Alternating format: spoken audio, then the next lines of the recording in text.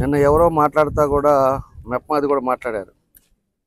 నేను వాళ్ళకి ఒకటే చెప్తున్నా, మెప్మాది ఎవరున్నా కూడా నేను ఆ రోజే చెప్పాను. కలెక్టరేట్లో ఆ రోజు డిఆర్సీ మీటింగ్ ఉంటే మన వాళ్ళు మీడియా సోదరులు అడిగినప్పుడు కూడా చెప్పా, మెప్మాలో ఎవరైతే గ్రూపుల్లో అవినీతి చేశారో వాళ్ళ మీద ఆల్రెడీ నేను మన సీఎం గారి దృష్టికి, నారాయణ గారి దృష్టికి తీసుకెళ్ళిన తర్వాత అక్కడి నుంచి ఒక 5 కమిటీ వేశారు.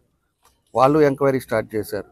అదేవిధంగా కలెక్టర్ గారికి చెప్పాను. కలెక్టర్ గారు కూడా జేసీ గారిని, అదేవిధంగా సీఈఓ గారిని, ఆ తర్వాత డిఆర్డీఏ పీడీని, వీళ్ళ ముగ్గురిని వేసి వీళ్ళు ఒక పక్క ఎంక్వైరీ చేస్తున్నారు. అది కాకుండా మేము ఒక ఎంక్వైరీ కూడా చేస్తూ ఉన్నాం. కాబట్టి ఎవడున్నా కూడా ఖచ్చితంగా కూడా దాన్ని బయట పెడతాం, దాన్ని అందరు కూడా తెలియపరుస్తాం, ప్రజలకు కూడా తెలియపరుస్తాం, ఏ బ్యాంకుల్లో ఎక్కడిచ్చారు ఏందనేది కూడా తెలియపరుస్తాం. ఈలోపే దాన్ని రాజకీయం చేసి ఏదేదో మాట్లాడటం వల్ల దానివల్ల ఉపయోగం లేదని కూడా నేను తెలియజేస్తున్నాను.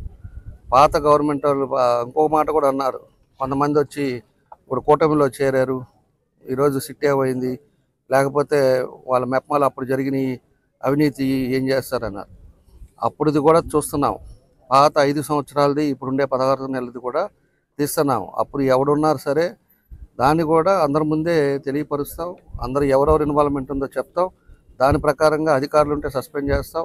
అదేవిధంగా పార్టీ వాళ్ళు కానీ లేకపోతే ఏమన్నా ఉంటే వాళ్ళని అరెస్ట్ చేసే కార్యక్రమాలు కూడా చేస్తాం. కాబట్టి జరిగేది ఒక వ్యవస్థలో జరిగేటప్పుడు అక్కడ ఏదైనా పొరపాట్లు జరిగి మా నోటీస్కి వచ్చినప్పుడు ఖచ్చితంగా దాన్ని ఇంప్లిమెంట్ చేస్తున్నాం. ఇప్పుడే జరిగింది, ఒక వారం రోజుల ముందు వచ్చింది, దాన్ని ఎంక్వైరీ చేసాం. ఎంక్వైరీ రిపోర్ట్ వస్తుంది, ఒక వారం 10 రోజుల్లో వస్తుంది. ఖచ్చితంగా దాని చర్యలు తీసుకుంటామని చెప్పి కూడా మీ ద్వారా తెలియజేస్తా ఉన్నా.